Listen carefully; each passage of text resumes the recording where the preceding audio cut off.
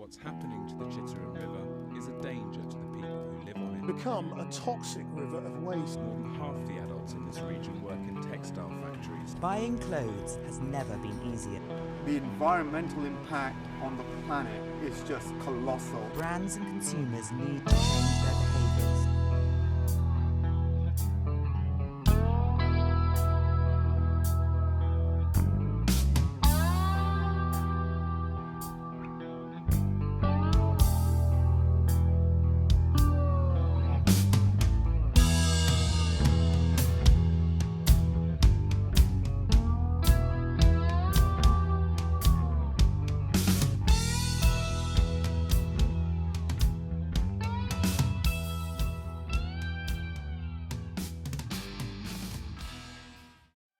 Fashion is one of the largest industries in the world.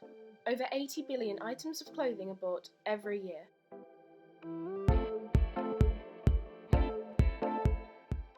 With the average American throwing out over 30 kilograms of clothing every year, people are increasingly seeing clothing as disposable. According to the Fashion and Apparel Industry Report, worldwide revenue in the fashion industry in 2018 was around $481 billion. This is expected to increase to a staggering $713 billion by the year 2022.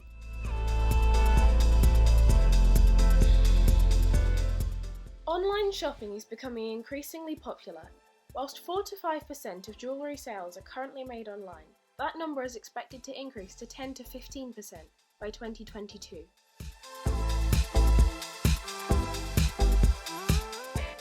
.4% of people say they buy fashion items online at least once a week, whilst 19.6% of people say they buy fashion items in store at least once a week. A Rakuten 2017 survey looked at the reasons why people choose to shop online. 27% said that it's because clothes are cheaper online, and 30% said it's because they can find bargains. Clothing stores are increasingly marketing the price of their clothes and their sales, rather than the quality of the clothes themselves.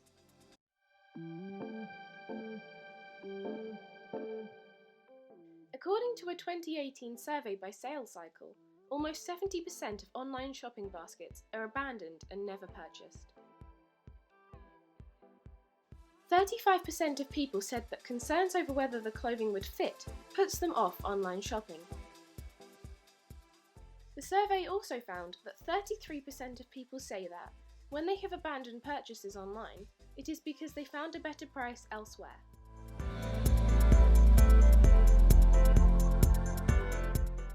In this episode, I want to look at online shopping and its impact on the fashion industry.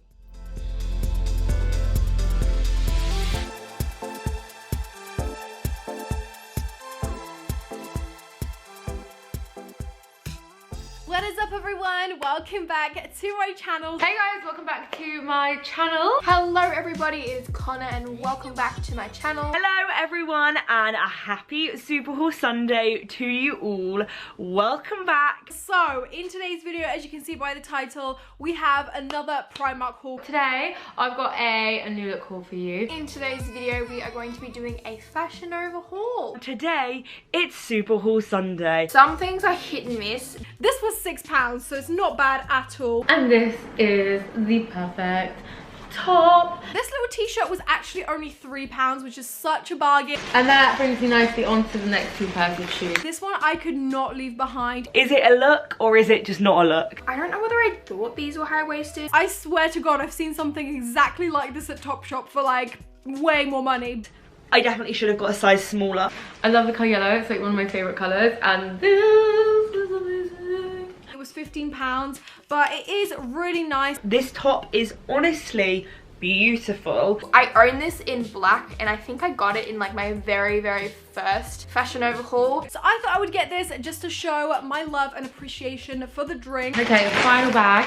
Okay, this is all accessories. This is all accessories. They did only have this in a size 12, so it probably is going to be quite a bit too big on me. The only thing is it's a little bit long on me. This is a 34A, so it is quite big for me on the back. So when I saw this little Mickey shirt, I just had to get it. They could just do with being a little bit smaller, which is like the perfect time to introduce you to 2 check skirts. I did actually pick up 3 pairs of denim shorts. I probably should have gone with a size 1 with these ones. I pretty much walked out with half the store as usual. YouTube haul videos have become very popular. These are videos where people show a collection of clothing and fashion items that they have bought recently, usually from just one shop. I believe these videos play a big part in the rise of online shopping. These videos, usually aimed at teenage girls and young adult women, tend to show an excessive amount of clothing. They create the idea that it is normal to buy new clothing all the time, and they make it seem like a luxurious way of life. After watching these videos, people are obviously likely to want to go straight to the website of the shop the haul was from and start browsing. They might want to get a specific item so they can match one of their YouTube idols, or they might want to buy a huge, bulk amount to mimic what the YouTuber was doing in their video. These videos heavily promote the idea that clothing is disposable. This idea is pushed to vulnerable young people who are still learning about the world. This causes viewers to view this behaviour as normal without questioning it. An article on asmallwardrobe.com titled "The Problem with Haul Videos" states, "The message that these videos send is more is better, and very little attention is paid to the true quality of the items." Capitalism can encourage some pretty disgusting behaviour in all industries. One of the most famous and most devastating examples is the 1970s to 80s baby formula scandal of Nestlé, which killed around 1 million babies. The company has had many scandals. Another is the water scandal. Nestlé own around 70 bottled water companies. In this scandal, they took away the water from poor and underdeveloped villages, bottled up the water and sold it back to them. Many people couldn't afford to buy back the water. They have also been found to use child and slave labour in the harvesting of their cocoa. The baby formula scandal of the 1970s to 80s is about Nestlé forcefully pushing women to use formula instead of breastfeeding their babies. Nestlé paid women to go into maternity wards in underdeveloped countries and areas, dressed as nurses, and told them to tell women who had just given birth about how good formula was and how much they needed to buy it. They gave the mothers free samples, and these often got the babies hooked. Some babies would not go back to breastfeeding no matter how much the mothers tried. Because most people in these areas couldn't really afford baby formula, they often didn't buy enough and malnourished their babies. People often mixed the formula with dirty water as there were no clean water sources. Due to these factors and more, over 1 million babies died at the hands of Nestlé.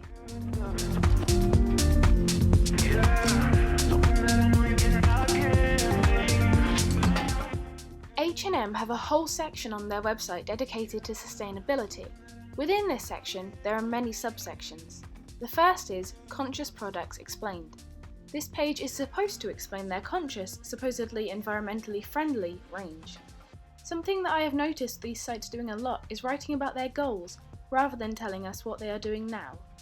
This is a tactic that brands use to make it seem like they care about the environment and the way they treat their workers, whilst actually continuing to ruin the environment and treat their workers terribly. They say that their goal is for their products to all be made of 100% recycled materials by 2030. This is a very long-term goal and something they could actually achieve much sooner if they really wanted to. Obviously, they wouldn't make as much money, and this is why they aren't really bothering to do this. They claim that 57% of materials they currently use match this description, a very vague sentence that could mean a multitude of different things. They then explain what the conscious range is and tell us that most conscious products use at least 50% recycled materials. Surely, if 57% of materials used across all of their products were actually recyclable, the percentage of recycled materials in their conscious range would be much higher. They then go on to say the maximum amount of recycled cotton they can use in garments is 20%. There are companies that make and sell clothes made of 100% recycled materials, so it is entirely possible, but H&M would like you to believe otherwise. One example of a company that makes clothes made entirely of recycled materials is Laesh, a Nordic sustainable streetwear company. H&M claiming that clothes made from up to 20% recycled materials can be conscious or implying that this is in any way environmentally friendly is ridiculous and a blatant lie. They then come back to this goal-oriented nonsense where they tell that they want to increase this percentage as soon as possible. This is just a way to make it look like they are trying to be more environmentally friendly even though they clearly don't care. Unlike the previous goal that we saw that claimed they wanted to use 100% recycled or sustainably sourced materials by 2030, this goal doesn't even have a time frame and really doesn't mean anything. The next section is Recycle at H&M. If you take a bag of unwanted clothing to an H&M store and give it to them, they will give you a £5 off voucher. Obviously, the voucher will be different depending on the country, but this is the voucher in the UK. Many sources have said that only 20% of this clothing is recycled or donated and that the rest just ends up in landfill. The whole point of this programme was really just to incentivise people to go into H&M stores and to spend. Whilst I do have many criticisms of H&M and their lack of transparency about their environmental policies and the way they treat their workers, there are a few things to praise them for. Something interesting that I found on their website was a section about taking care of your clothes and making them last longer. Considering the fact that most fast fashion items are poorly and cheaply made and fall apart quickly because the buyer isn't going to use it for long anyway, this section of the website is quite surprising. Learning how to take better care of our clothes and make them last longer is actually a great step towards sustainability, but it is definitely not enough.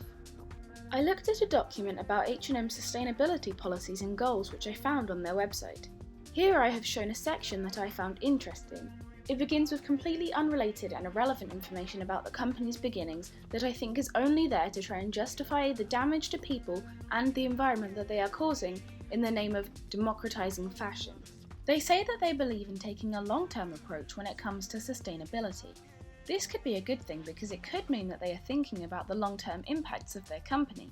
However, I think it just means that they are going to keep setting long-term goals, such as their goal to use only recycled or sustainably sourced materials by 2030, and never actually reaching them or making any attempt to lessen the devastation that they are causing the environment.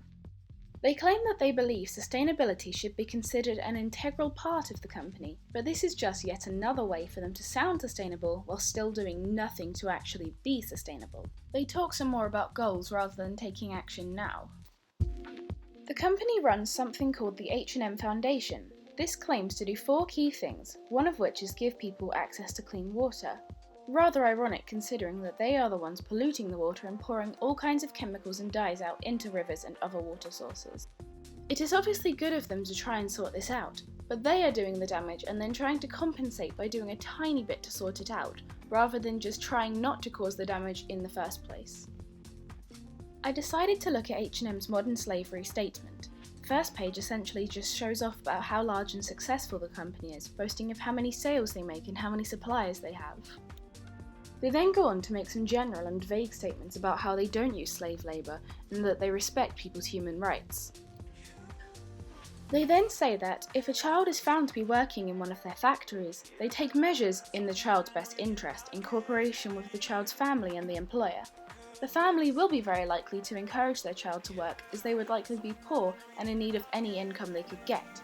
The employer would also be likely to encourage the child to continue working, as they don't want to lose an employee, but also as a child employee is easier to manipulate and control. This means that it is extremely likely that the child will go on working in the factory. This whole policy is just H&M justifying why children work in their factories. I then decided to have a look at Pretty Little Things policies. The first thing that I found was their recycling program, which, just like H&M's one, offers discounts on their products if you choose to recycle your clothes. Whilst I couldn't find much information on whether or not the clothes are actually recycled, or what percentage of the clothes are recycled, this does just seem like a way to encourage people to go to their website and spend. In the About Pretty Little Things section, there is no mention of sustainability, environmental responsibility, or how they treat their workers. They do, however, mention that hundreds of new products drop every single day. They also say, seemingly quite proudly, that this is fast fashion accelerated. The accessibility and ease of online shopping has been a huge part of its rise in popularity. It is so easy and always available. You can shop from your phone, your computer, most shops have their own app. These shops are available at any time and don't have closing hours. Online shopping also allows people who aren't physically able to get to shops, or struggle to do so, to shop from their own home. Online shopping makes it so easy to find exactly what you want from anywhere in the world, and you don't have to search for a store or ask an employee for help. Most shops have a wider range online, with many having items that are online exclusives. This can be another key reason why people are choosing to shop online. Other reasons include being able to see reviews easily, which is something you can't really do in store, and lower prices. With the rise of online-only stores, they don't have to pay the costs for a shop or the cashiers, and therefore can sell the clothes at a much cheaper price. Social media plays a huge part in the rise of online shopping. When scrolling through social media, we face constant advertising. Clothes are always being shown to us, and we are given the constant idea that we could look like this or have this lifestyle if we buy these clothes. Many social media influencers do brand deals with clothing companies and post photos and videos of themselves wearing the company's clothing. These posts can often look like any other outfit post, but are actually adverts. These influencers can have millions of followers, all seeing these adverts and becoming more likely to shop at the stores advertised.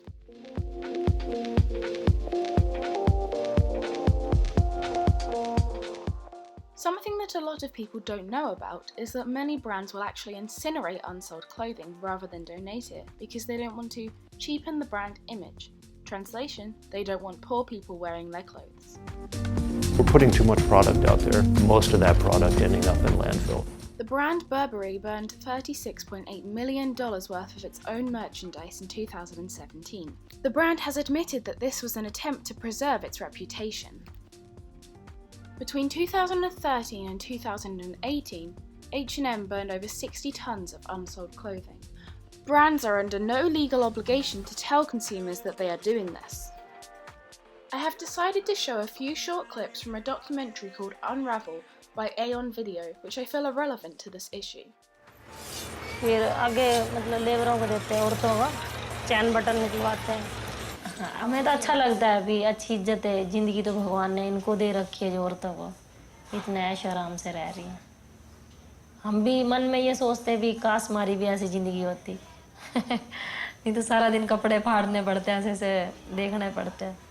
कपड़े तो बहुत खरीदते रहते हैं, जैसे England, America, Japan. अपने मन से जीती हैं, अपने मन से रहती हैं, खाना पहनना उनका अपने मन क्या, मतलब अपनी ज़िंदगी अपने साथ है उनके, कोई रोक टोक नहीं। हमारी तो ये सोच है भी बहुत महंगे कपड़े होंगे वहाँ पे, तो वहाँ पे भी अमीर लोग हैं, उनको पैसे की कमी रहती नहीं, तो इसी वजह से वो कपड़े बेच देते हैं। रेक पे तो आधा पीस लिया, फिर टीचर पे माल जाता है।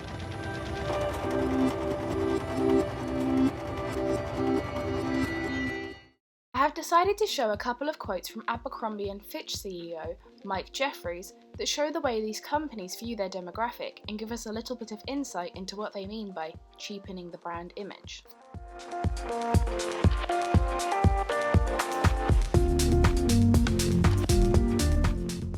Through this documentary, we have looked at the issues with fast fashion and online shopping, but we've only scratched the surface.